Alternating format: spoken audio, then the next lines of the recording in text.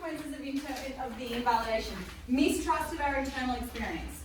If you're constantly told that what you're feeling is wrong, then you doubt your internal experience. You don't trust yourself. You don't think that what you're feeling is appropriate or correct or at the right level of intensity. So you constantly doubt yourself, which smashes your intuition, right? And again, this starts feeding back into the chronic emptiness because I don't know who I am, so the identity and the emptiness. I don't know who I am and I don't know what I'm feeling because I've turned everything off.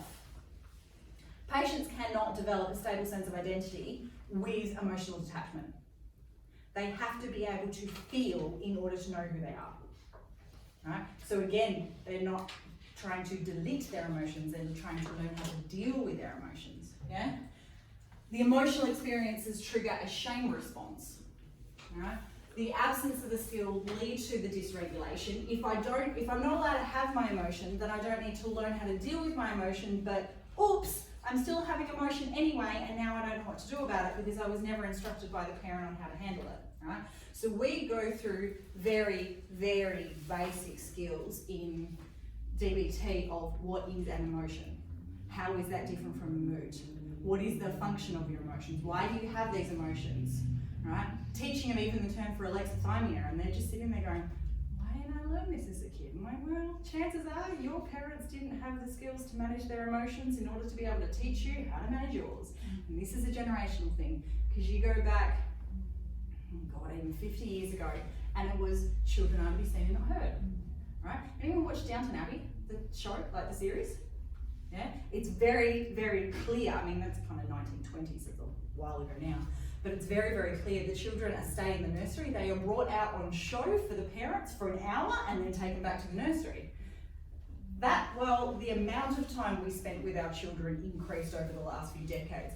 That attitude hasn't necessarily shifted for some people, right? And so again, they may not have been overt kind of declarations of your emotions are wrong, but if there's a sense of you're not wanted, you're not needed, even if it's unspoken, the kid's still picking up on that.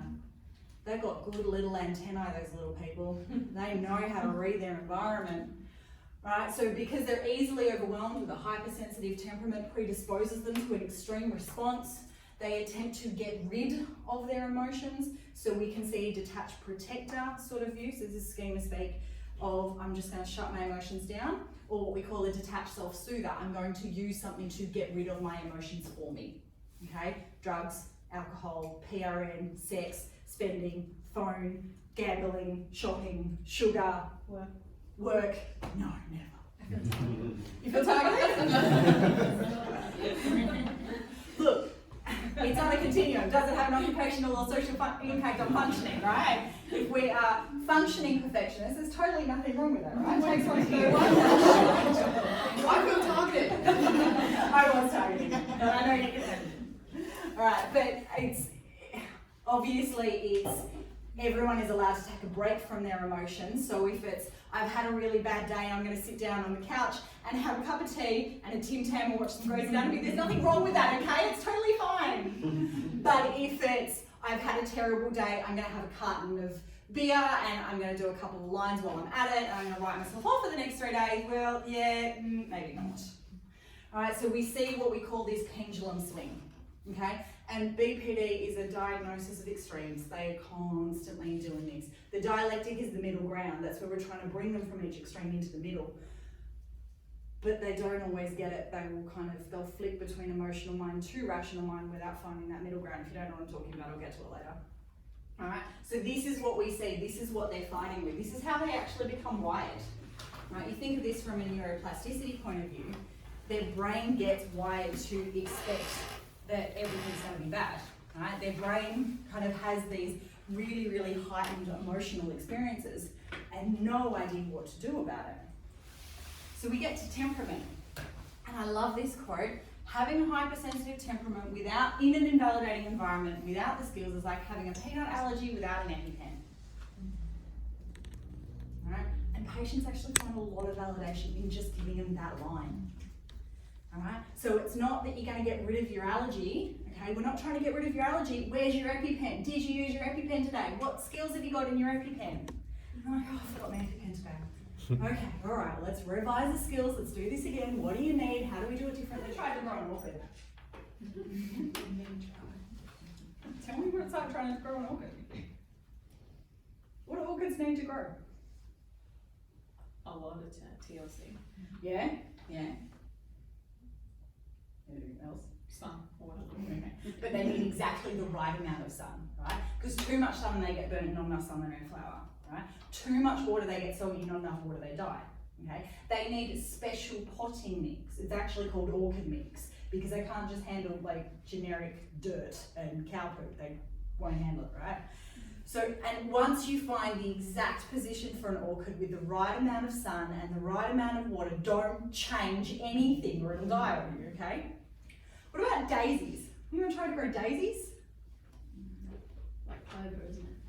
You don't really need to try to grow a daisy, do you? Daisies grow anywhere and everywhere. They will grow on the side of the beach. They will grow in kids' parks, right? Dogs can poo on them. Kids can ride bikes through them, and daisies just keep doing their thing, okay? This is the metaphor we give to try and explain temperament, okay? Some people are orchids, some people are daisies, all right? So you think of those friends that you have where they're just chill. Nothing seems to bother them. They're just cruisy. They can deal with whatever life throws at them. Oh. That's usually what my DBT group says to me too, right? And then you've got kids where every little thing sets them off. They don't sleep, they don't eat, they constantly need to be held and settled, and they need lots of help to deal with their big feelings, okay? Well, they're going to grow into adults who are either kind of chill or needing help with big feelings. And this comes from birth. You were born with your temperament. We can't change this. And explaining that to patients of this is who you are. This is how you're wired. And they go, oh, so it's mum and dad's fault. Yeah, it's totally their genetic fault.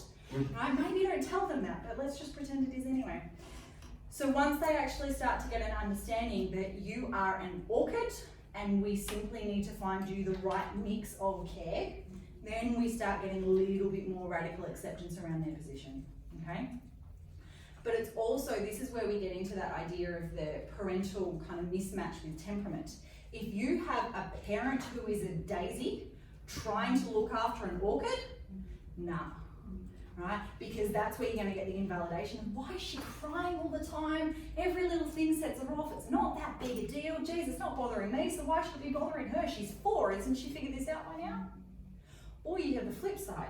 You've got to chill, keep it. Are you okay? Are you cold? Are you hot? Do you need something? Can I get you something? And the parents, the helicopter parents, over the top, and the kids chill, but the parent's the one that's actually increasing the anxiety.